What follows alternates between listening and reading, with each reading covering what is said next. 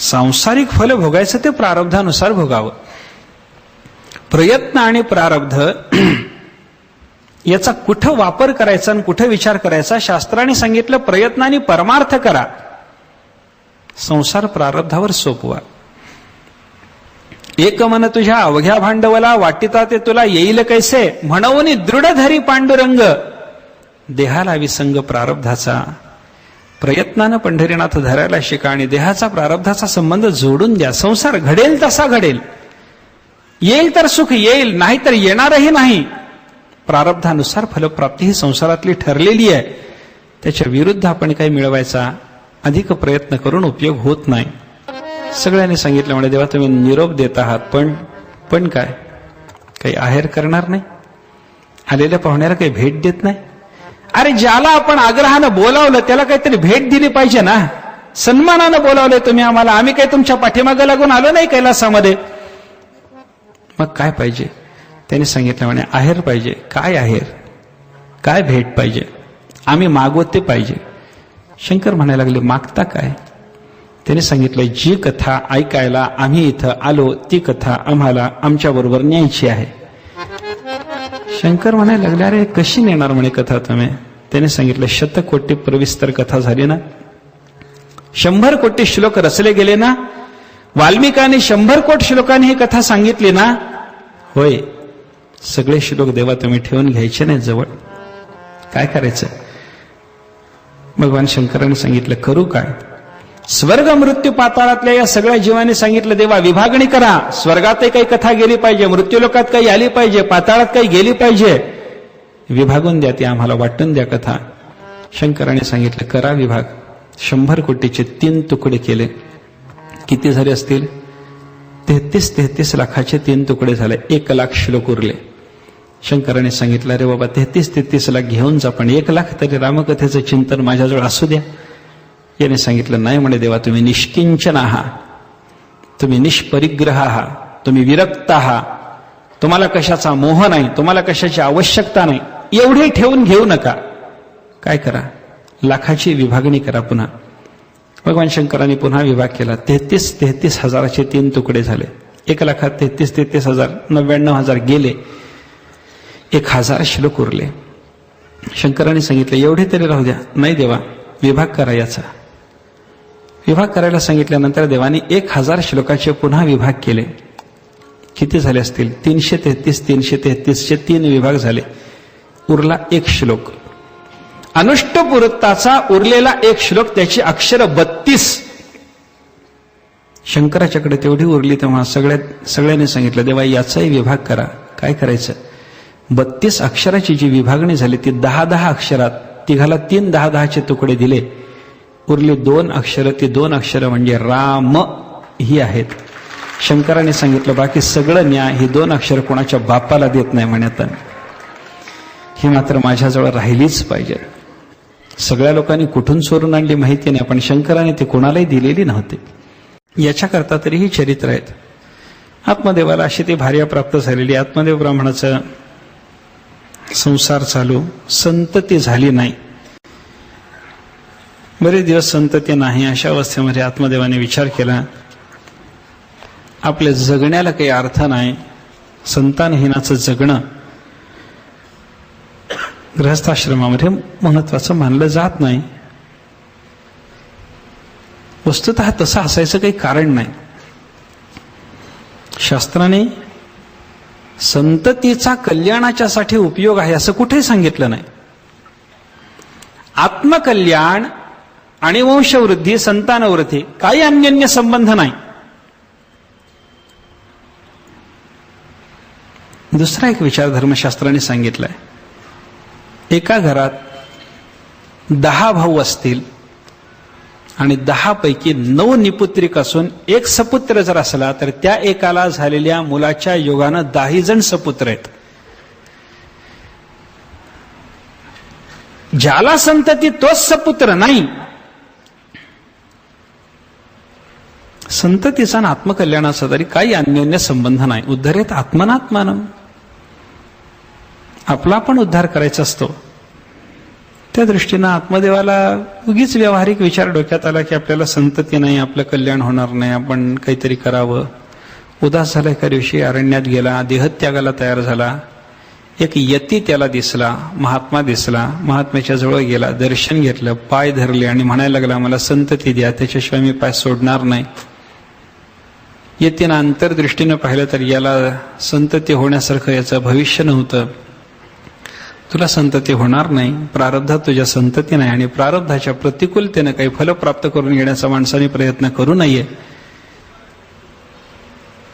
सांसारिक फल भोगायचं ते प्रारब्धानुसार भोगावं. प्रयत्न आणि प्रारब्ध याचा कुठं वापर करायचा आणि कुठं विचार करायचा शास्त्राने सांगितलं. प्रयत्नाने परमार्थ करा, संसार प्रारब्धावर सोपवा. एक मन तुझ्या अवघ्या भांडवला वाटिता ते तुला येईल कैसे, म्हणून दृढ धरी पांडुरंग देहाला विसंग प्रारब्धाचा. प्रयत्नानं पंढरीनाथ धरायला शिका आणि देहाचा प्रारब्धाचा संबंध जोडून द्या. संसार घडेल तसा घडेल, येईल तर सुख येईल, नाही तर येणारही नाही. प्रारब्धानुसार फलप्राप्ती ही संसारातली ठरलेली आहे. त्याच्या विरुद्ध आपण काही मिळवायचा अधिक प्रयत्न करून उपयोग होत नाही. यतीनं समजावून सांगितलं, पण आत्मदेव ऐकायलाच तयार नाही. मला मुलगा द्याच द्या म्हणायला लागला. यतीनं सांगितलं, नाही बाबा. याने सांगितलं, मी तुमच्या समोर आता डोकं आपटून प्राणच देतो म्हणे. यतीने ते संकट पाहिल्याच्या नंतर त्याला सांगितलं, ठीक आहे म्हणे, हे घे, प्रसाद घे. त्याला एक फळ दिलं आणि सांगितलं, हे फळ तुझ्या भार्येला खायला सांग, याच्याने तुला संतती होईल. पण हे फळ खाल्ल्याच्या नंतर तुझ्या भार्येला काही नियम सांभाळावे लागतील. काय नियम आहेत? संतती होईपर्यंत सत्य भाषण करावं लागेल, पवित्र वागावं लागेल, दया करावी लागेल, एकदाच जेवावं लागेल. 1 वर्षपर्यंत हे सगळे नियम पाळल्याच्या नंतर तुला चांगली संतती होईल. आत्मदेवाने ते फळ घेतलं, आपल्या घरी आला. घरी येऊन बायकोला ते फळ दिलं. धुंधुलीला सांगितलं, हे फळ मला एका महात्म्याने दिलं आणि याच्याने संतती होणार, हे सेवन कर.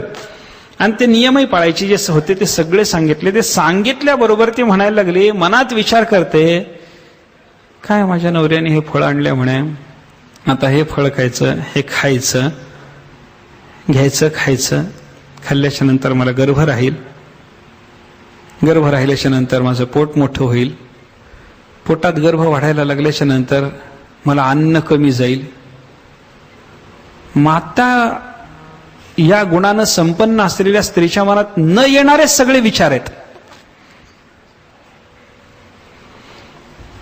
गर्भ पोटात वाढेल, त्यानं जागा अडवली म्हणजे अन्न कमी जाईल, अन्न कमी गेलं म्हणजे मी अशक्त होईन, अशक्त झाले म्हणजे घरची कामं करू शकणार नाही, मी कामं करू शकले नाही, म्हणून माझा नवरा त्याच्या बहिणीला घरी आणून कामाला ठेवील. माझ्या नणंदेनं घरातलं काही जर चोरून नेलं तर काय करायचं? विकृत विचार सगळे. मी गरोदर झाल्याच्या नंतर योगायोगानं गावात दरोडा पडला, सगळे लोक धावपळ करायला लागतील, मला कसं पळता येईल? आणि ठीक आहे म्हणे, एवढं सगळं होऊन पुन्हा गर्भ राहिला, 9 महिने तो सांभाळला. तो येताना प्रसूतीच्या काळात आडवा जर आला, पुन्हा मला मरणाचं दुःख. काय करू म्हणे. तिने विचार केला की हे फळ आपण खायचंच नाही. तिची एक बहीण त्याच वेळेला तिच्याकडे आलेली, ती गरोदर होती. तिला सांगितलं म्हणे, काय चाललंय? नाही म्हणे, या फळाचा विचार करते. काय करू नको म्हणे. मग काय करू? देऊन टाक म्हणे गाईला फळ. मी काय करू? नवऱ्याला नुसतंच गरोदर आहे असं सांगत चल म्हणे, मी गरोदर आहे, मला मुलगा झाला, त्या दिवशी तू प्रसूत झाल्याचं नाटक करायचं. माझ्या नवऱ्याकडूनच माझा मुलगा तुझ्याकडे आणून देते. माझा नवरा द्रव्याचा लोभी आहे, तो पैशापुढं मुलगाही विकायला मागं पुढं पाहणार नाही.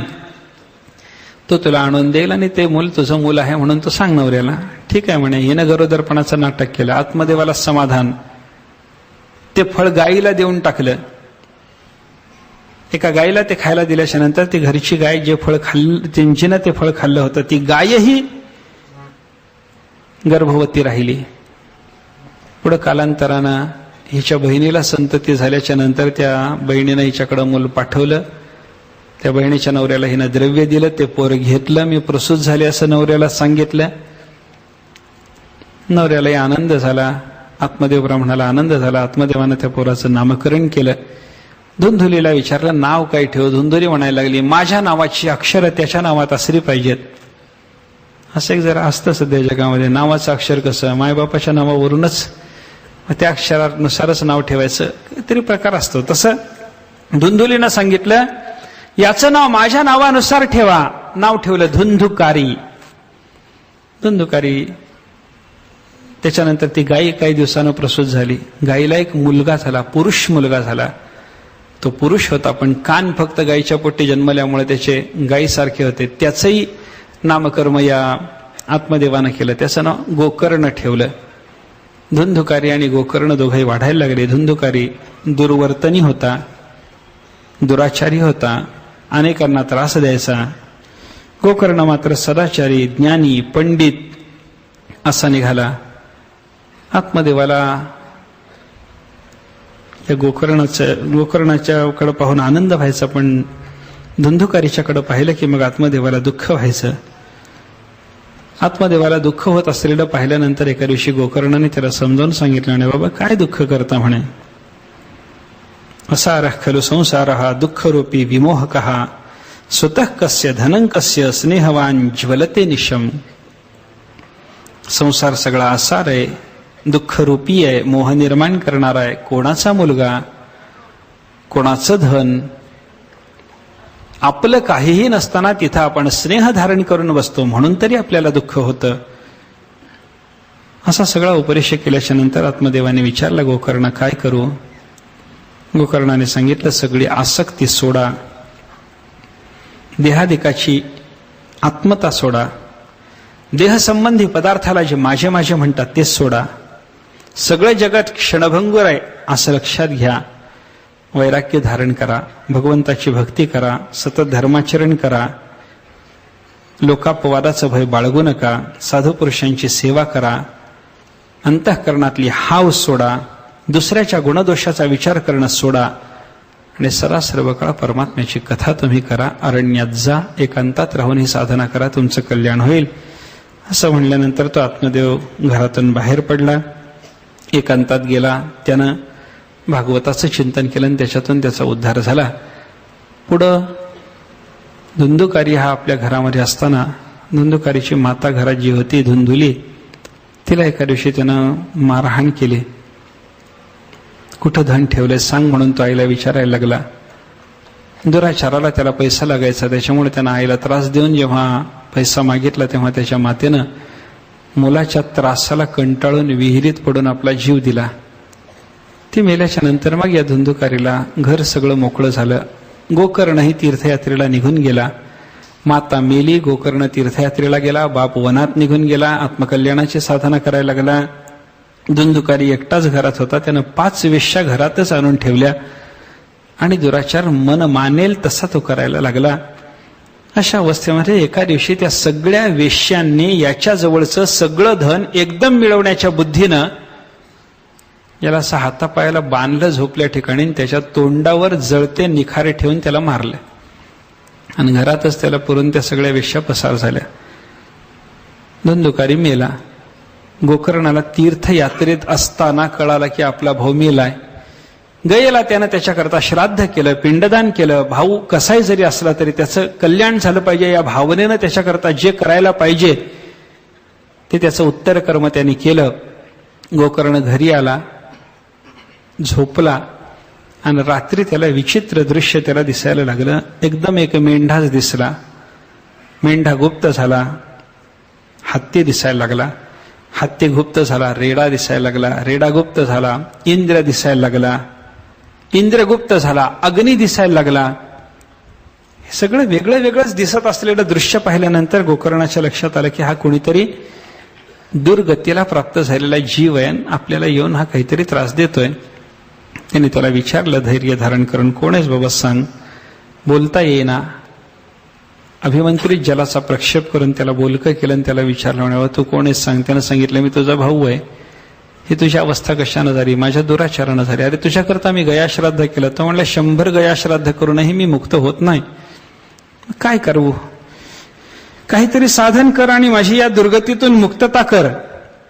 असं सांगितल्याच्या नंतर तो गोकर्ण याच्याकरता काय साधना करावी या विचारात असताना अनेकांना त्यानं विचारलं. सगळ्यांनी गोकर्णाला सांगितलं, म्हणे आम्ही तुला सांगू शकत नाही. तुझ्या सामर्थ्यानं तू एकदा सूर्यालाच हे विचार, सूर्याचा रथ गोकर्णाने थांबवला आणि सूर्याला विचारलं की माझ्या भावासाठी मी काय करू सांगा. सूर्यनारायणाने सांगितलं त्याला की भागवत कर, सप्ताहम वाचनं करू. 1 सप्ताहात तू भागवताची कथा कर, या तुझ्या धुंदुकारीला मुक्तता मिळेल. मग गोकर्णाने भागवत कथा करायची ठरवली. कथेकरता म्हणून गोकर्णाने आपल्या भावाला ती कथा ऐकता यावी अशी व्यवस्था केली. एक असा 7 ग्रंथी असलेला एक बांबू ठेवला. त्या बांबूचा आश्रय करून तो प्रेत असलेला धुंदुकारी तिथं राहिला. त्यानं कथा ऐकली. कथा ऐकत असताना 7 दिवसाच्या कथेमध्ये 1 दिवसाचा कथाभाग संपला की त्या बांबूची एक गाठ फुटत असे. 7 दिवस झाले, 7ही गाठी फुटल्या, ग्रंथीभेद झाला. जर बांबूचा ग्रंथीभेद कथेनं होत असेल तर आपल्या अंतःकरणात असलेली चित आणि अचिताची जी ग्रंथी आहे, जड आणि चेतनाचा जो आपण एकत्रीकरण करण्याचा भाग केलेला आहे, या ग्रंथीचा भेद होणार नाही का? निश्चित होईल. ग्रंथीभेद झाला. धुंदुकारी एका दिव्य रूपानं प्रगट झाला. त्यानं नमस्कार करून सांगितलं म्हणे भावा बरं केलं, मला मुक्त केलं. अशी भागवताची कथा प्रेत योनीतूनही मुक्त करणारी.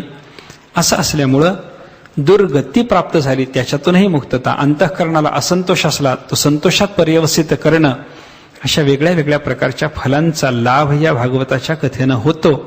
म्हणून सत्कथा श्रवण असावं आणि ते सद्वृत्तीनं असावं. कथा ऐकावी, सत्कथाच ऐकावी आणि ऐकणाऱ्यांनी सद्वृत्तीनं ऐकावी.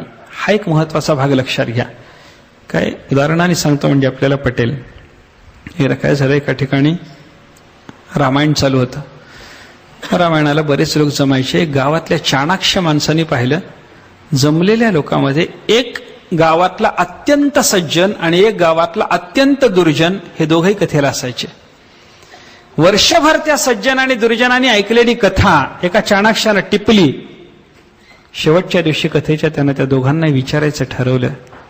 पहिल्यांदा दुर्जनाची गाठ घेतली, कारण दुर्जनम प्रथमम वंदे ना, सज्जनम तदनंतरम. म्हणून त्या दुर्जनाला गाठलं, नमस्कार केला आणि विचारला आपण कथेला रोज येत होतो म्हणे. वर्षभर ऐकली म्हणे कथा. रामायणाला रोज होतो म्हणे. वर्षभर ऐकलेल्या रामायणातून तुम्ही काही बोध घेतला असेल, काय शिकला तुम्ही? दुर्जनाचं श्रवण.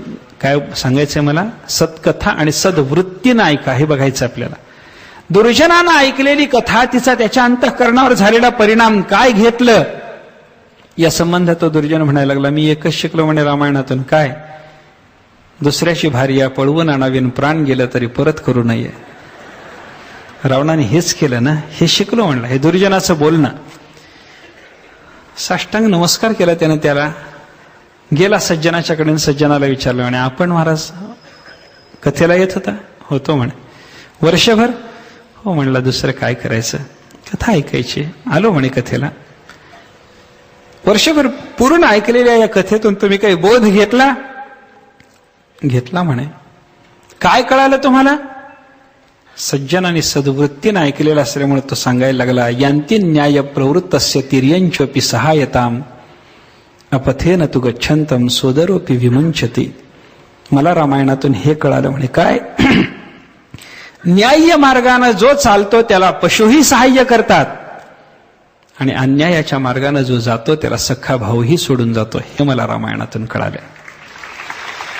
रावणाचं अन्यायाच्या मार्गाने जाणं म्हणून विभीषणही त्याला सोडून गेला. रामाचं न्याय्य मार्गाने चालणं म्हणून रामाला वानरांनीही सहकार्य केलं. हे मला कळालं.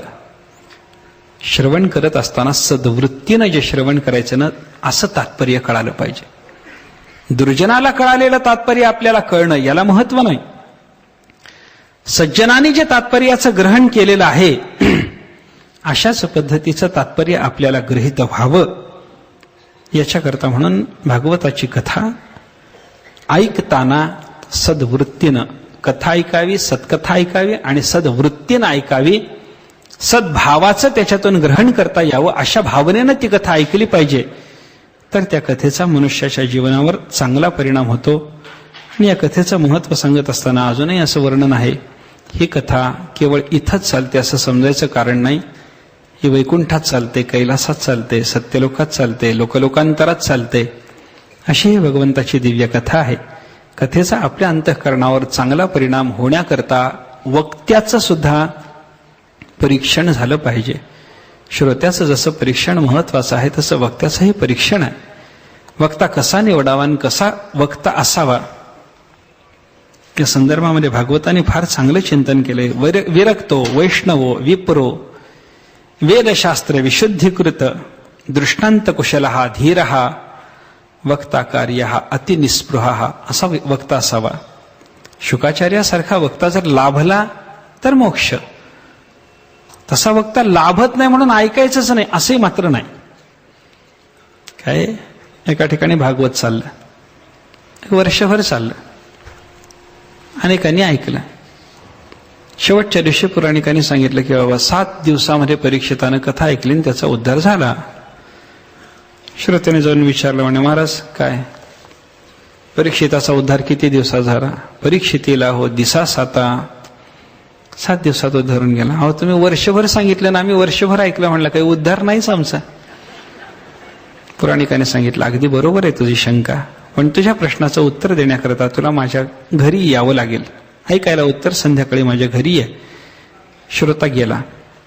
पुराणिकाने सांगितलं ठीक आहे चला म्हणे आपण थोडंसं गावाच्या बाहेर जाऊन निवांत स्थान पाहून तुला उत्तर देतो. 7 दिवसात परीक्षिती उद्धारून जातो आणि वर्षभर ऐकून आमचा उद्धार नाही. देतो उत्तर पण चल. रानात त्याला नेलं. एक सेवक आपल्या बरोबर त्या पुराणिकांनी घेतला. रानात रस्त्यानं जाता जाता समोरासमोर असलेली 2 झाडं पाहिली. एका झाडासमोर त्या श्रोत्याला उभं केलं आणि पुराणिकांनी आपल्या सेवकाला सांगितलेलं करकचून बांध म्हणे या झाडाला. बांधायला सांगितल्याबरोबर तो श्रोता घाबरलाच. म्हणला रानात आणून आता हे मला मारतात की काय? त्याने सांगितलं महाराज काही चूक झाली असेल तर क्षमा करा, पण असं बांधू नका मारून. त्याने सांगितलं काळजी करू नको, बांधू दे थोडा वेळ, तुझ्या प्रश्नाचं उत्तर देण्याकरता मला काही क्रिया करावी लागणार आहे. त्याला तिथं बांधायला लावलं आणि समोरच्या झाडासमोर जाऊन हा पुराणिक स्वतः थांबला आणि आपल्या नोकराला सांगितलं मलाही बांध. यालाही बांधलं. दोघालाही बांधल्याच्या नंतर त्या सेवकाला सांगितलं थोडंसं दूर बस, मी हाक मारल्याशिवाय यायचं नाही ना, मला सोडायचं नाही. ते सेवक दूर जाऊन बसल्यावर या श्रोत्याला त्याने सांगितलं हा आता तू ओरड बाबा आम्हाला सोडवा म्हणून. तो म्हणायला लागला मी बांधला गेलो, मला सोडवा, म्हणा सोडवा, मला सोडवा. त्याचं ओरडणं सुरू झालं की हा इथल्या इथं जागच्या जागी खटपट करायला लागला. म्हणतो आलोच भक्ता, सोडवायला तुला येतोच आहे, निघालोच आहे. त्याचंही ओरडणं उपयोगी नाही आणि याचंही ओरडणं उपयोगी नाही हे लक्षात आल्यावर पुराणिकांनी शेवटी आपल्या एका त्या सेवकाला सांगितलं म्हणे ये बाबा आम्हाला सोडव. त्यानं दोघाले सोडवलं आणि सोडवल्यानंतर पुराणिकाने श्रोत्याला सांगितलं कळालं काय कळायचं? तुझ्या प्रश्नाचं उत्तर मिळालं? म्हणलं काय उत्तर मिळायचं? म्हणे मी तुम्हाला विचारलं होतं 7 दिवसात परीक्षिती उद्धारला कसा आणि मी उद्धारलो नाही याचं काय कारण? आणि तुम्ही काय उत्तर दिलं म्हणता? उत्तर अरे दिलं ना उत्तर. कसं काय दिलं?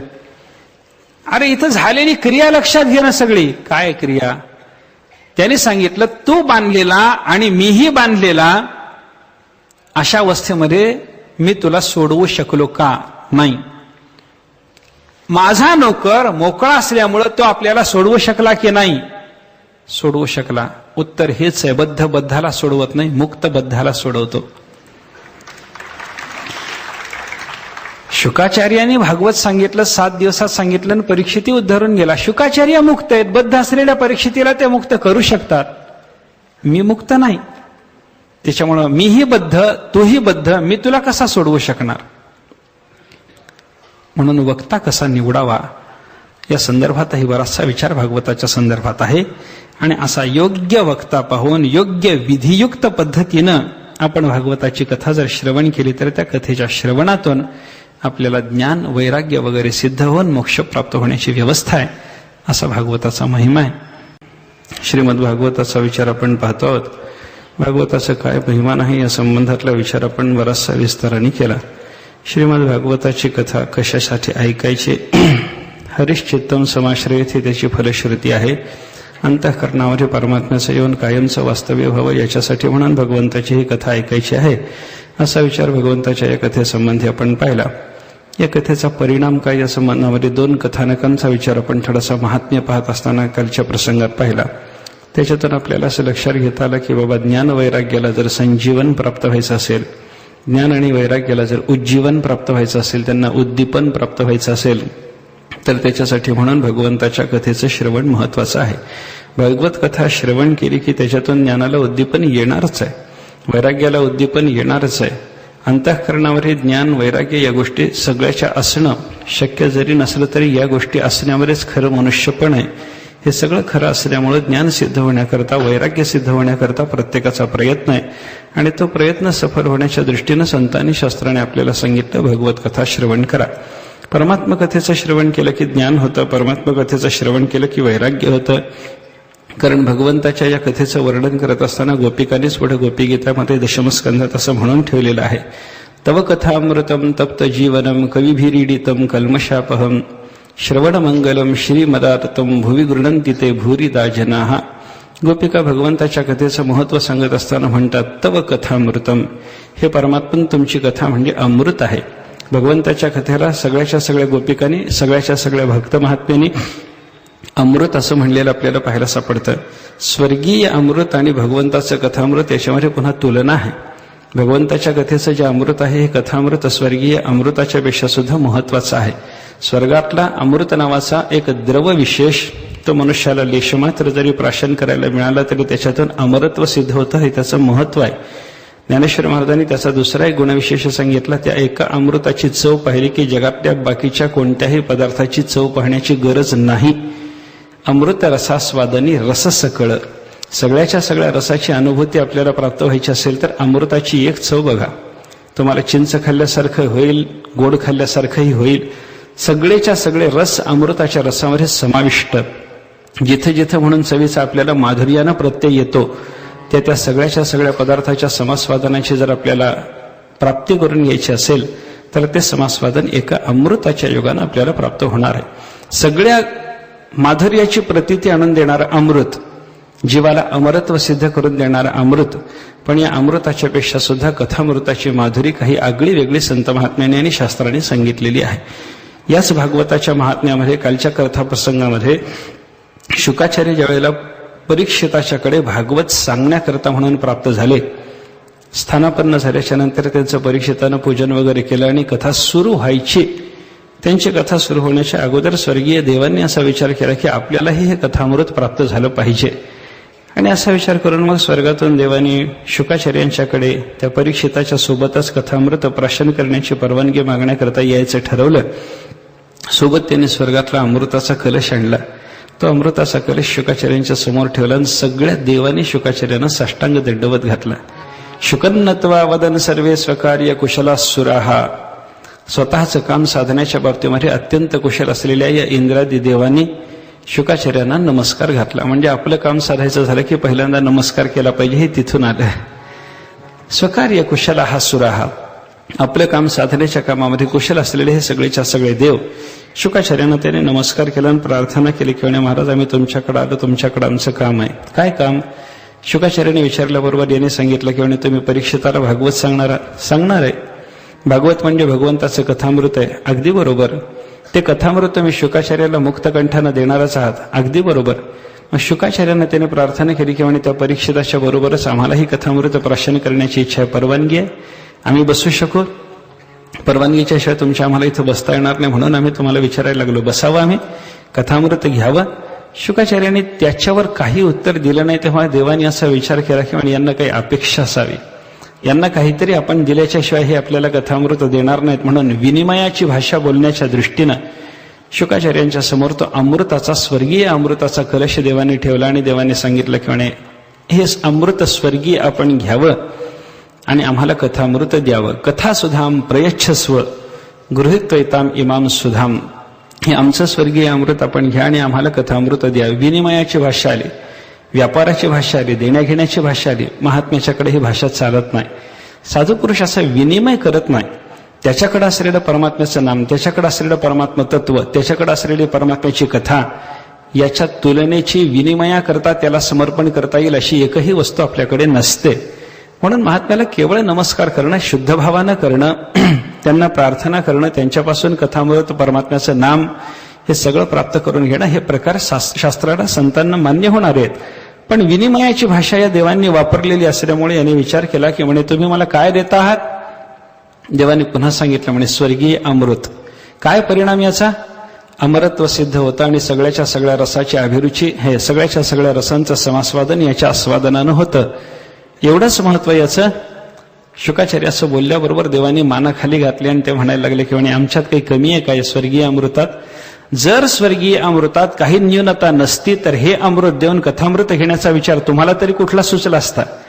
ज्या अर्थी तुम्ही स्वर्गीय अमृत द्यायला तयार आहात आणि कथामृत घ्यायला माझ्याकडून तयार आहात, त्या अर्थी तुम्हाला या स्वर्गीय अमृताच्या पेक्षा सुद्धा कथामृताची माधुरी अधिक आहे हे मान्यच आहे.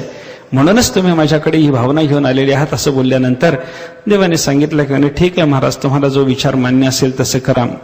स्वर्गीय अमृत घ्या आणि आम्हाला कथामृत द्या. देवांचा तो विचार ऐकल्याबरोबर शुकाचार्याने त्यांना सांगितलं की नाही म्हणे. त्यांनी विचार केला, क्व सुधा क्व कथा लोके. शुकाचार्य बोलायला लागले, अरे अमृत कुठं आणि कथा कुठं तुलना करताय कशी? विनिमयाची भाषा बोलत असताना जी वस्तू विनिमयाकरता द्यायची ती जी आपण वस्तू घेणार आहोत त्या वस्तूच्या तोलामोलाची असली पाहिजे ना. घेत आहात कथामृत आणि देत आहात स्वर्गीय अमृत, तुलना कशी व्हायची?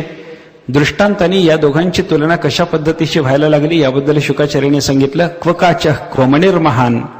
एखादा रत्न आहे आणि ते रत्न घ्यायकरता एखादा गेलेला माणूस विनिमयाकरता द्यायला लागला काचेचा तुकडा. योग्य? काचेचा तुकडा घेऊन कोणी रत्न द्यायला तयार होईल का? क्वकाचहा क्वमणिर्महान. महान अनर्घ्य अमूल्य असलेलं रत्न कुठं आणि कुठं एक सामान्य काचेचा तुकडा. काचेचा तुकडा घेऊन कोणी जसा रत्न देणार नाही तसं तुमचं अमृत घेऊन मी कथामृत तुम्हाला देणार नाही. तदा देवान जिहासह. शुकाचार्याने देवांची उपेक्षा केली आणि त्यांना सांगितलं कथामृत घ्यायचं असेल नम्रता घेऊन या. अंतःकरणावर शुद्ध भाव नसेल, नम्रता नसेल, कथामृताची तुम्हाला प्राप्ती होणार नाही. विचार मला काय सांगायचा आहे, गोपिकांनी जे भगवंताच्या कथेला अमृत म्हणले ना ते परमामृताच्या दृष्टीनं म्हणलेलं आहे. तव कथा अमृतम. परमात्मा तुमची कथा अमृत आहे. अमृत आहे म्हणजे स्वर्गीय अमृतासारखी ती आहे असं म्हणायचं कारण नाही. नामदेव महाराजांनी एका अभंगामध्ये भगवंताच्या नामाची माधुरी आपल्याला सांगितली. अमृताहुनी गोड नाम तुझे देवा, मन माझे केशवा काबाने घे. अमृताहुनी गोड. परमात्म्याच्या नामाची माधुरी अशी आहे, अमृतापेक्षा ते गोड आहे. अमृताच्या पेक्षा गोड या शब्दाला महत्व आहे. शुकाचार्यांनी कथामृत आणि स्वर्गीय अमृत यांची तुलना करताना सुद्धा काच आणि रत्न ही जी उपमा दिलेली आहे या उपमेतूनच आपल्याला स्वर्गीय अमृत किती तुच्छ आणि कथामृत किती महत्वाचं याचा प्रत्यय येणार आहे. भगवंताची कथा अमृतासारखी अत्यंत महत्वाची. काय या स्वर्गीय एका विशिष्ट पेयाला, द्रव विशेषाला अमृत हे नाव जरी ठेवलेलं असलं तरी ज्ञानेश्वर महाराजांनी त्या अमृताची कथा आपल्याला सांगितलेली आहे. ज्ञानोबा त्या अमृताच्या बद्दल बोलत असताना असं म्हणतात की बाबा, जे काळकुटाचे सहोदर मृत्यू भेणे प्याले अमर, दिहाचे पुरंदर 14 जाती. ज्ञानेश्वर महाराजांनी सांगितलं की हे अमृत, याला अमृत तुम्ही म्हणा. अमृतत्वाची प्राप्ती करून देण्याच्या कामात समर्थ असलेला हा द्रवविशेष आहे असं समजू नका. काळकुटाचे सहोदर हे स्वर्गीय अमृत आहे. निघालं कुठून? समुद्र मंथनातून. देवदैत्याने केलेलं जे क्षीरसागराचं मंथन आहे त्याच्यातून निघालेलं हे अमृत आहे. मग हे अमृत निघण्याच्या पूर्वी त्याच समुद्रातून कालकूट विष निघालं. ज्ञानेश्वर महाराजांनी सांगितलं कालकूट विषाचा सख्खा भाऊ असलेलं हे अमृत आहे. स्वर्गीय अमृत असं वर्णन त्यांनी केलं. कालकूटाचे सहोदर. बर, पुढे ज्ञानेश्वर महाराज वर्णन करतात, मृत्यू भेणे प्याले अमर. स्वर्गीय देवाने या अमृताचं जे प्राशन केलं कशा करता? मृत्यू भेणे, आपल्याला मरण येऊ नये याच्यासाठी म्हणून स्वर्गातल्या त्या देवाने सगळ्या या अमृताचं प्राशन केलं. परिणाम काय झाला? सगळे अमर झाले. अमर शब्द त्यांच्याबद्दल योजला जातो. देवांना अमर म्हणलं जातं. आपल्यापेक्षा अधिक काळ जगणारे आहेत एवढंच. आपल्यापेक्षा अधिक काळ जगतात त्या दृष्टीनं त्यांना अमर म्हणलं जातं. कायमचं अमृतत्व त्यांना सिद्ध झालेलं नाही. ज्ञानेश्वर महाराजांनी सांगितलं अमृत प्राशन करणारे, मृत्यूच्या भयानं अमृत प्राशन करणारे देव, या सगळ्या देवांच्या पेक्षा अधिक आयुष्य लाभलेला या देवांचा राजा असलेला जो इंद्र, हे इंद्र तरी किती दिवस जगतात बघा तुम्ही. ज्ञानोबरांनी सांगितलं ब्रह्मदेवाच्या एका दिवसामध्ये 14 इंद्राला मरावं लागतं. हा अमृताचा परिणाम आहे. देहाचे पुरंदर 14 जाते. काल आपण पाहिलं मनवंतर हे पुराणाचं लक्षण पाहत असताना चतुर्युगीचा काळ 71 वेळेला फिरला म्हणजे एक मनवंतर होतं. एवढं इंद्राचं आयुष्य आहे. आणि असे इंद्र ब्रह्मदेवाच्या एका दिवसामध्ये 14 वेळेला जात येत जर असतील तर त्या अमृताचा परिणाम अमृत प्राशन करण्याचा परिणाम, अमृतत्वाची सिद्धी हा आहे असं म्हणता येईल का बोला. म्हणून संतांनी त्या स्वर्गीय अमृताला मूल्य दिलं नाही. त्या स्वर्गीय अमृताच्या ऐवजी संत महात्म्याने सांगितलं नामामृत प्राशन करा, भगवंताच्या कथामृताचं प्राशन करा. हे परमामृत आहे. कथामृत म्हणजे परमामृत आहे. काय असतं, आयुर्वेदाच्या दृष्टीनं आपण जर विचार थोडासा केला तर या घृताच्या बाबतीत म्हणजे तूप जे आपण तयार करतो त्या तुपाच्या बाबतीमध्ये त्यांच्याकडे शतधौत घृत, सहस्रधौत घृत असे प्रकार आपल्याला पाहायला सापडतात बरं का. म्हणजे वेगवेगळ्या वनस्पती पाण्यामध्ये शिजवून त्या पाण्याचं त्या पाण्यामध्ये ते तूप धुवून काढायचं. 100 वेळा ते तूप धुतलं त्याच्यात निर्माण होणारे औषधी गुण वेगळे आहेत. 1000 वेळेला ते तूप असं औषधी जलाने धुतलं म्हणजे त्याच्यामध्ये निर्माण होणारे गुण सामान्य तुपाच्या पेक्षा विशेष आहेत.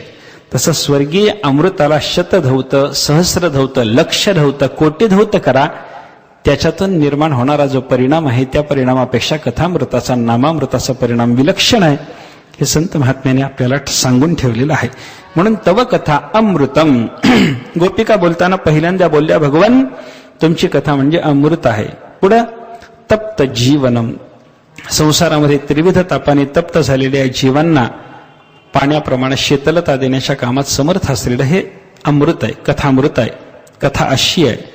तप्त जीवनम कविभी ईडितम. परमात्म्याच्या कथेचं वर्णन करत असताना गोपिकांनी सांगितलं विद्वानानी, कवी शब्दाचा अर्थ विद्वान, ज्ञानी असा आहे.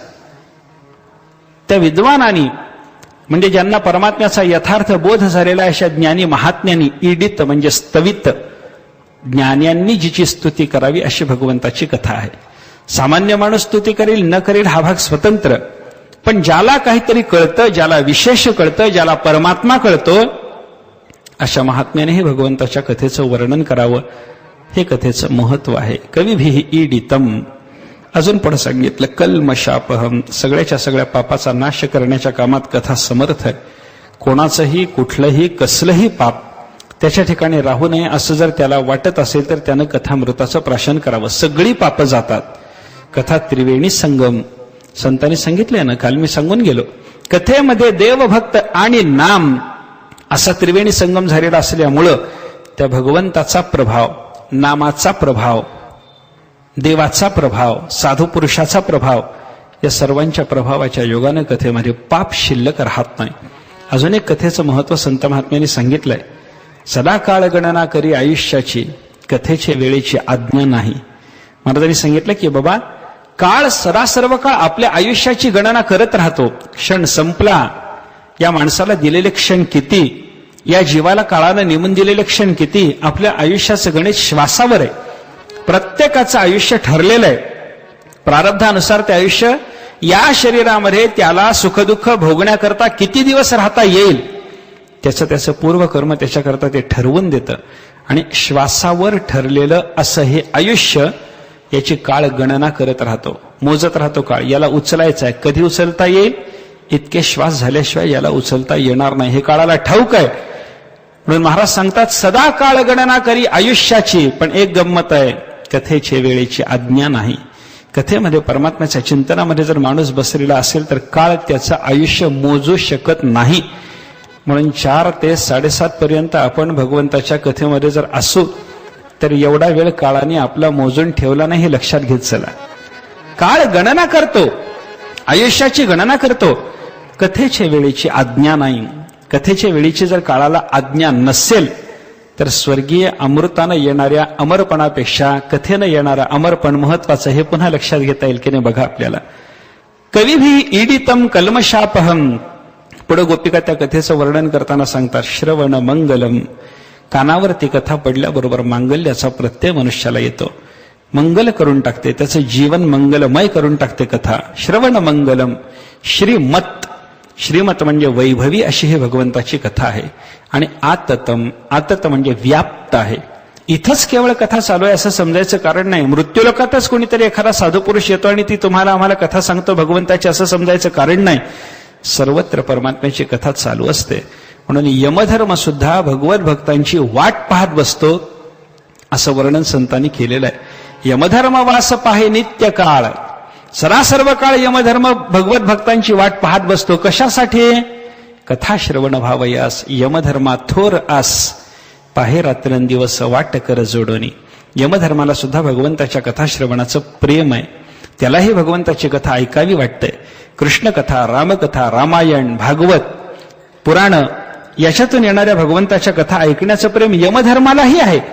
याचाच अर्थ असा आहे की यमधर्मही कथा ऐकू इच्छितो, म्हणजे लोकांतरात भगवंताची कथा व्याप्त आहे. आततम व्याप्त असलेलं भगवंताचं हे कथामृत आहे. सगळ्या ठिकाणी कथेची व्याप्ती आहे. मी काल सांगून गेलो की बाबा आपणच कथा करतो असं समजायचं कारण नाही. वैकुंठातही कथा चालू आहे.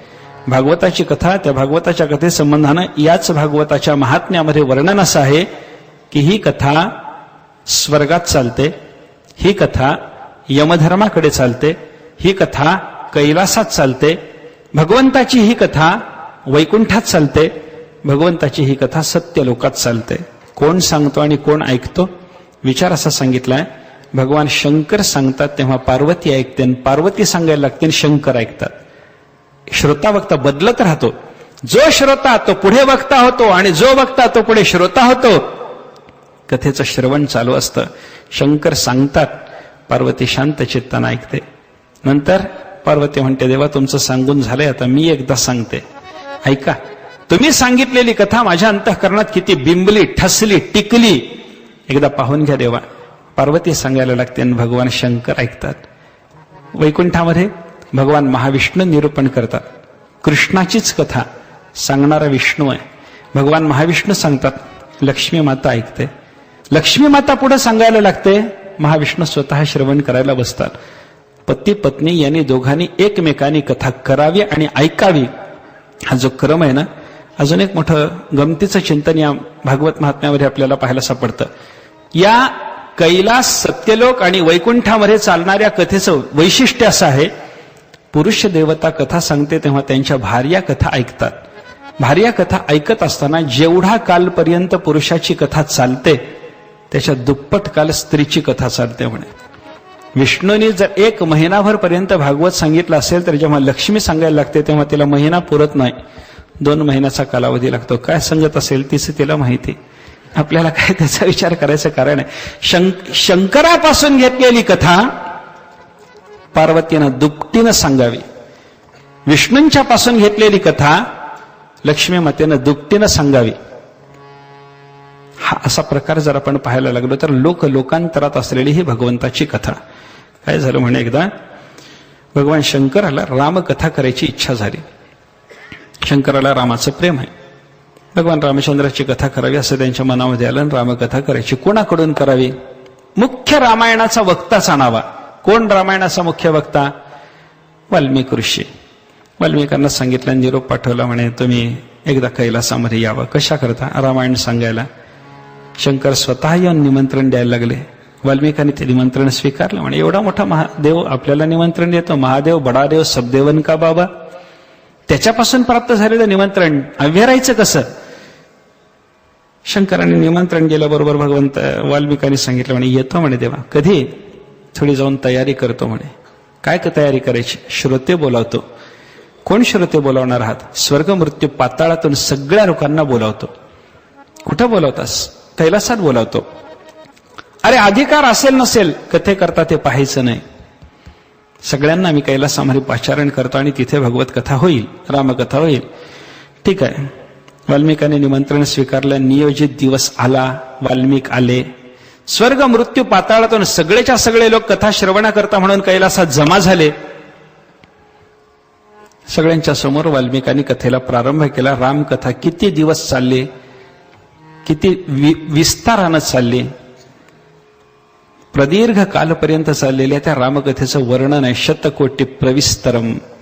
रामरक्षा स्तोत्रामध्ये वर्णन आहे. चरितम रघुनाथस्य शतकोटी प्रविस्तरम. रघुनाथाचं चरित्र शतकोटी प्रविस्तर. 100 कोटी श्लोकांनी वाल्मिकांनी ती रामकथा गायली. सगळ्यांनी ऐकली. कथा संपली. महाप्रसाद झाला. सगळे आपापल्या स्थानाला निघाले. भगवान शंकराच्याकडे आले आणि शंकरांना त्यांनी सांगितलं, म्हणे देवा आम्ही निघालो. मृत्यूलोकातले मानव निघाले, पाताळातले नाग निघाले, स्वर्गातले देव निघाले, ऊर्ध्वलोक, मध्यलोक, अधोलोकातल्या सगळ्या लोकांनी आपापल्या स्थानाला जायचं ठरवलं. शंकराकडे निरोपाला आले, देवा आपण आम्हाला बोलावलं, कथा ऐकवली, फार चांगलं झालं, फार चांगलं झालं, परमानंद आम्हाला सिद्ध झाला, आपल्या कृपेनं आम्हाला ही कथा मिळाली, देवा फार चांगलं झालं, निघतो आम्ही. शंकराने सांगितलं, निघा, कथेकरताच बोलावलं होतं, संपली कथा, आता तुम्हाला गेलं पाहिजे, मला निरोप दिलाच पाहिजे, निघा. सगळ्यांनी सांगितलं, म्हणे देवा तुम्ही निरोप देत आहात, पण काय काही आहेर करणार नाही, आलेल्या पाहुण्याला काही भेट देत नाही. अरे ज्याला आपण आग्रहानं बोलावलं त्याला काहीतरी भेट दिली पाहिजे ना, सन्मानानं बोलावलंय तुम्ही आम्हाला, आम्ही काही तुमच्या पाठीमागे लागून आलो नाही कैलासामध्ये, मग काय पाहिजे. त्यांनी सांगितलं, म्हणे आहेर पाहिजे. काय आहेर, काय भेट पाहिजे, आम्ही मागवत ते पाहिजे. शंकर म्हणायला लागले, मागता काय. त्यांनी सांगितलं, जी कथा ऐकायला आम्ही इथं आलो ती कथा आम्हाला आमच्या बरोबर न्यायची आहे. शंकर म्हणायला लागले, अरे कशी नेणार म्हणे कथा तुम्ही. त्याने सांगितलं, शतकोटी प्रविस्तर कथा झाली ना, 100 कोटी श्लोक रचले गेले ना, वाल्मिकांनी 100 कोटी श्लोकांनी ही कथा सांगितली ना. होय, सगळे श्लोक देवा तुम्ही ठेवून घ्यायचे नाही जवळ, काय करायचं. भगवान शंकरांनी सांगितलं, करू काय. स्वर्ग मृत्यू पाताळातल्या या सगळ्या जीवांनी सांगितलं, देवा विभागणी करा, स्वर्गातही काही कथा गेली पाहिजे, मृत्यूलोकात काही आली पाहिजे, पाताळात काही गेली पाहिजे, विभागून द्या, ती आम्हाला वाटून द्या कथा. शंकराने सांगितलं, करा विभाग. 100 कोटीचे 3 तुकडे केले. किती झाले असतील, 33 लाखाचे 3 तुकडे झाले, 1 लाख श्लोक उरले. शंकराने सांगितलं, अरे बाबा 33 लाख घेऊन जा, पण 1 लाख तरी रामकथेचं चिंतन माझ्याजवळ असू द्या. याने सांगितलं, नाही म्हणे देवा, तुम्ही निष्किंचन आहात, तुम्ही निष्परिग्रह आहात, तुम्ही विरक्त आहात, तुम्हाला कशाचा मोह नाही, तुम्हाला कशाची आवश्यकता नाही, एवढे ठेवून घेऊ नका. काय करा, लाखाची विभागणी करा पुन्हा. भगवान शंकरांनी पुन्हा विभाग केला. 33 हजाराचे 3 तुकडे झाले. 1 लाखात 33 हजार, 99,000 गेले, 1,000 श्लोक उरले. शंकरांनी सांगितलं, एवढे तरी राहू द्या. नाही देवा, विभाग करा याचा. विभाग करायला सांगितल्यानंतर देवाने 1,000 श्लोकाचे पुन्हा विभाग केले. किती झाले असतील, 333चे 3 विभाग झाले. उरला 1 श्लोक, अनुष्टपुरत्ताचा उरलेला 1 श्लोक, त्याची अक्षर 32. शंकराच्याकडे तेवढी उरली. तेव्हा सगळ्यांनी सांगितलं, देवा याचाही विभाग करा. काय करायचं. 32 अक्षराची जी विभागणी झाली ती 10 अक्षरात, तिघाला 3 10चे तुकडे दिले. उरली 2 अक्षरं. ती 2 अक्षरं म्हणजे राम ही आहेत. शंकराने सांगितलं, बाकी सगळं न्या, ही 2 अक्षरं कोणाच्या बापाला देत नाही म्हणत, ही मात्र माझ्याजवळ राहिलीच पाहिजे. सगळ्या लोकांनी कुठून चोरून आणली माहिती नाही, पण शंकराने ती कोणालाही दिलेली नव्हती. सांगायचं काय मला, कैलासामध्ये भगवान शंकराने सर्व जीवांना पाचारण करून त्यांच्यासाठी कथा करवावी. कथा आत्त म्हणजे व्याप्त आहे की नाही बोला. सत्यलोकात आहे, कैलासात आहे, वैकुंठात आहे, यमलोकात आहे, मृत्यूलोकात आहे, सर्व ठिकाणी कथा चालत असल्यामुळे आत्तम गोपिकांनी चिंतन सांगितलं, कथा ही व्याप्त आहे. आणि शेवटी गोपिका वर्णन करतात, भुवी गृणंती ते भूरिदा जनाहा. असं अत्यंत महत्वाचं मूल्याचं असलेलं हे कथामृत सगळ्या जगाला देणारा महात्मा, त्याच्यासारखा दाता जगात कोणी नाही. दाता तोची एक जाणा नारायणा स्मरवी. तुकाराम महाराजांनी सुद्धा वर्णन केले की एक तोच दाता जो नारायणाचं स्मरण आपल्याला घडवतो. परमात्म्याची कथा देणारा त्याच्यासारखा दुसरा दाता नाही. हे भगवंताच्या कथेचं महत्व गोपिकांनी आपल्याला सांगितलेलं आहे. आणि ती कथा भागवतामध्ये आलेली आहे. काय आहे, कथेचं चिंतन सांगत असताना अनेक पद्धतीनं कथेचा विचार केलेला आपल्याला पाहायला सापडतो. कथा वेगळ्या वेगळ्या आहेत. दंतकथा आहेत. निळोबाऱ्यासारख्या संत महात्म्याने सांगितलं, चऱ्हाट या दंतकथा माझी अनर्था कारणते. चऱ्हाटासारख्या असलेल्या या सगळ्याच्या सगळ्या दंतकथा अनर्थाला कारणीभूत आहेत. दंतकथा ऐकत बसायचं मनुष्याला कारण नाही. भगवत कथा ऐकावी. दंतकथा ऐकू नका, रडकथा ऐकू नका, कर्मकथा ऐकू नका. ज्ञानेश्वर महाराजांनी महात्मा नसतो माम पार्थ हा जो 9व्या अध्यायातला श्लोक आहे, त्या श्लोकावर भाष्य लिहिताना त्याला एक अवतरण दिलंय. हा श्लोक म्हणजे आहे काय हे आपल्याला आधी समजावं म्हणून ज्ञानेश्वर महाराजांनी एक अवतरण सुरुवातीला दिले. त्या अवतरणात ज्ञानेश्वर महाराज सांगतात, ऐके जेथ वाचा विसवे ते साधू कथा. या श्लोकातून भगवंतांनी साधू कथा सांगितली. ज्ञानोबाराय बोलले, साधू कथेचं महत्व काय? ज्ञानेश्वर महाराज सांगतात, जेथ वाचा विसवे, ज्या ठिकाणी वाणीला म्हणजे वाणीसारख्या सर्व इंद्रियांना विश्रांती प्राप्त होणार आहे ती साधू कथा आहे. जिथं इंद्रियांना विश्रांती प्राप्त होते ते भगवत कथा, साधू कथा. आणि जिथे वाणीचा इंद्रियांचा क्षीण वाढत जाणार आहे अशा बाकीच्या कर्मकथा, रडकथा, दंतकथा, चऱ्हाट कथा, कोणत्या कथेचं सेवन करायचं याचा विचार करा. इंद्रियांना विश्रांती प्राप्त झाली पाहिजे अशीच कथा असावी. आणि अशी कथा कोणती? भगवत कथा आहे, साधू कथा आहे. काय आहे? कथा शब्दाचा आपल्याला थोडासा व्युत्पत्तीनं अर्थ पाहायचा जर झाला, कथा शब्द सिद्ध कसा झाला, त्याचा अर्थ काय? कथा शब्दाच्या जातीचे काही शब्द तुम्हाला सांगतो, त्याच्यातून कथा शब्दाची व्युत्पत्ती लक्षात घ्या. कथा शब्दासारखे दोन चार शब्द बघा. यथा, तथा, सर्वथा, त्याच जातीचा कथा शब्द आहे. यथा म्हणजे काय हो? येन प्रकारेण इति यथा. यथा शब्दाची व्युत्पत्ती अशी दिलेली आहे, ज्या प्रकारे. यथा. तथा म्हणजे तेन प्रकारेण, त्या प्रकारे. हा अर्थ सुचवण्याकरता तथा शब्द आला. सर्वथा म्हणजे सर्वेण प्रकारेण किंवा सर्वैहि प्रकारैहि इति सर्वथा, सर्व प्रकारांनी. हा सर्वथा शब्दाचा अर्थ आहे. त्या प्रकाराने हा तथा शब्दाचा अर्थ आहे. या प्रकाराने हा यथा शब्दाचा अर्थ आहे. त्याप्रमाणे कथा शब्दाची व्युत्पत्ती देताना अशी देता येईल आपल्याला, केन प्रकारेण इति कथा. कोणत्या प्रकारे हा कथा शब्दाचा अर्थ आहे. कोणत्या प्रकारे हा कथा शब्दाचा अर्थ एकदा घेतला. पण अजून एक गंमत सांगतो.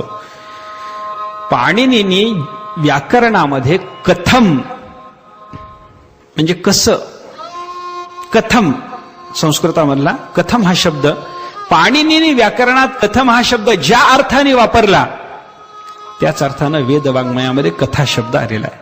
म्हणजे कथा शब्द त्याची व्युत्पत्ती केन प्रकारेण आणि त्याचा समान अर्थी प्रचलित संस्कृतामध्ये, पाणिनीच्या संस्कृतामध्ये असलेला कथम शब्द, पर्याय शब्द, या सगळ्या गोष्टीचा विचार जर आपण केला तर कोणत्या प्रकारे हा कथा शब्दाचा अर्थ आहे. हा कथा शब्दाचा अर्थ एकदा लक्षात आला, मग कोणत्या प्रकारे या प्रश्नाचं उत्तर देण्याकरता अनेक गोष्टी कराव्या लागतात. भगवंताचा अवतार झाला, कथा कसा झाला, कोणत्या प्रकारे झाला. परमात्म्याने लीला केल्या, कथा कशा केल्या. परमात्म्याने सृष्टी रचली, कथा. हा जो कथा शब्दातून निर्माण होणारा प्रश्न आहे त्या प्रश्नाचं उत्तर देण्याकरता जो विस्तार सांगावा लागतो त्याला म्हणायचं कथा. ही आहे भगवंताची कथा. आणि या भगवत कथेचा विचार जर आपण थोडासा केला, दोन पद्धतीनं ही कथा चालते. एका कथेला म्हणतात व्यास कथा आणि दुसऱ्या कथेला म्हणतात समास कथा. व्यास कथा विस्तारानं चालते आणि समास कथा थोडक्यात असते. समासानं बोला म्हणजे थोडक्यात बोला. समास कथा अगदी थोडक्यात चालणारी आणि व्यास कथा समासाचा व्यास जेव्हा करायचा असतो. समास आणि व्यास व्याकरणातले शब्द बघा ना. व्यास म्हणजे विस्तार, त्याची फोड. थोडक्यात जे काही सांगितलेलं असेल त्याची फोड करून त्याचा विस्तार जो करावा लागतो ती व्यास कथा. परमात्म्याच्या कथेचा विचार आपण करा. भागवतामध्ये एखादी कथा सूक्ष्म रूपानं सांगितलेली जरी असली, संतांनी तिचा विस्तार केलाय. यशोदेनं भगवंताला उखळाला बांधलं, संत महात्मे त्याचा विस्तार करतात. संतांनी केलेला त्या कथेचा विस्तार आणि मुळात व्यासाकडे असलेली सूक्ष्म कथा याचा विचार जर केला तर संताची व्यास कथा आहे आणि व्यासाची समास कथा आहे. गंमत अशी आहे, करणारे व्यास आहेत, कथा करणारे व्यास आहेत, पण ते समासानं करतात. आणि कथा करणारे जेव्हा संत असतात तेव्हा ते व्यास कथा करतात, विस्तारानं करतात. व्यासकथा, समास कथा असा कथेमध्ये असलेला जो भेद आहे तो भेद वेगवेगळ्या पद्धतीनं कथेचं महत्व व्यक्त करण्याच्या दृष्टीनं आपल्याला सांगितलेला पाहायला सापडतो. अशा परमात्म्याच्या ज्या दिव्य कथा, त्या दिव्य कथा आपल्याला भागवतातून ऐकायला मिळतात. श्रीकृष्णाची कथा सांगावी याच्याकरता म्हणून निर्माण झालेलं हे भागवत. फक्त कृष्णाच्या कथेकरता निर्माण झालं, पण कृष्ण कथा ऐकण्याचा आपल्याला अगोदर अधिकार सिद्ध व्हावा याच्याकरता 10व्या अध्यायात कृष्णाची कथा 9 स्कंद अगोदर ऐकायची पाळी आपल्यावर आहे. कृष्णकथा दशमस्कंधात 12 स्कंदाचा असलेला हा भागवत ग्रंथ दशमस्कंधात कृष्णलीला येईल. आधीचे 9 स्कंध ऐकायचे कशा करता? 10व्या स्कंधातली कथा ऐकण्याकरता तुमच्या चित्ताची भूमिका तयार व्हावी याकरता. अंतःकरण शुद्ध व्हावं, अंतःकरणाला सूक्ष्मता यावी, बुद्धीला तुमच्या विचार प्रेरणा मिळावी, चालना मिळावी, आणि मग शुद्ध बुद्धीनं, सात्विक बुद्धीनं, विचारपूर्ण बुद्धीनं, निरक्षीर विवेक बुद्धीनं आपल्याला त्या भगवंताच्या कथेतून काही घेता यावं अशी आपल्या बुद्धीची योग्यता सिद्ध होण्याकरता अगोदरच्या 9 स्कंधातल्या कथा आहेत असा विचार आहे. भागवतामध्ये शुकाचार्याने सांगितलेली ही जी कथा आहे भगवंताची, या भागवताच्या बद्दल आपण जर विचार केला, भागवत कळतं कुणाला हे एक अजून महत्वाचं आहे. आम्ही भागवत सांगतो म्हणजे कळतं म्हणून नाही, कळावं